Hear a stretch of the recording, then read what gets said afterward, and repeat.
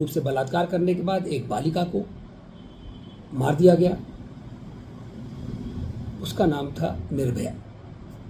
उसके बाद 2017 में उन्नाव में फिर सामूहिक बलात्कार हुआ और सामूहिक बलात्कार के बाद उसको फांसी पे लटका दिया गया, वो निर्भया 2। उसके बाद 2019 में हैदराबाद में एक बिटिया के साथ पुनः सामूहिक बलात्कार करने के बाद उसको जिंदा जला दिया गया, वो था निर्भया 3। इसके बाद निर्भया 4, निर्भया 5, निर्भया 6, निर्भया 7, निर्भया 8, निर्भया 9, निर्भया 10। लेकिन हम कैंडल लेकर के जलाते रहे। और जो देश के टुकड़े करने वाले लोग हैं, जो बात बात पे मेडल वापस कर देते हैं, जो लोग छोटी छोटी बातों पर, चाहे वो हाथरस हो कहीं हो, वहां समूह में एकत्र हो जाते हैं, उनकी कहीं कोई आवाज नहीं आती।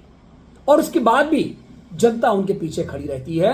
और सबसे बड़ी और घिनौनी बात यह है कि इन सभी को निर्भया 1 से लेकर निर्भया 10 तक, और अब एक ब्रूटली रेप्ड एंड मर्डर, उसको कलकत्ते में, पश्चिम बंगाल में, कोलकाता में जो हुआ, उसको भी मार दिया गया, ये निर्भया 11। लेकिन सबसे बुरी बात यह है कि सबको वकील मिल जाते हैं और सारे वकील उन बलात्कारियों के साथ भी खड़े होते हैं। बड़े से बड़ा वकील, कपिल सिब्बल जैसा वकील, उनसे बड़े बड़े वकील। और अगर बलात्कार के बाद बलात्कारी आरोपी के पक्ष में वकील मिल रहे हैं, जैसा कि अभी कोलकाता में इतना हो हल्ला मचा है, और उसके बाद भी 21 वकील, स्वयं उसमें कपिल सिब्बल भी उसके पक्ष में खड़े हो गए, तो हम सबको मान लेना चाहिए कि हमारे पास कोई ताकत नहीं है। कैंडल जलाने से काम नहीं चलेगा।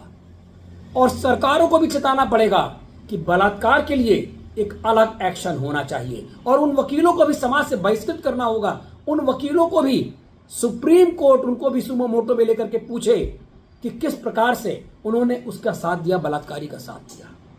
अगर संविधान में इस तरह के बदलाव नहीं होंगे और उसको बलात्कारियों को भी वकील मिलते जाएंगे, एक नहीं अनेक, 21 और बड़े से बड़ा, पैसे के दम पर, तो ये मान लीजिए कि ये पैसा बाहर का है, ये पैसा विदेश का है, और विपक्ष उनके पक्ष में खेल रहा है।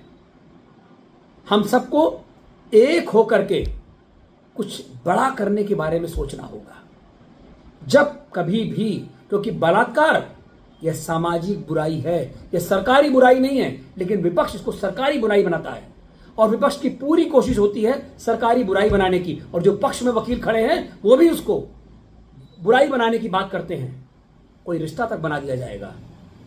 अभी उन्नाव में आप सब ने वो हाल देखा था, लेकिन योगी आदित्यनाथ की दृढ़ता की वजह से वह आज भी जेल की सलाखों के पीछे है। तो जब कभी भी निष्पक्षता के साथ, बिना किसी भेदभाव के, हमारी बेटी, हमारा अभिमान,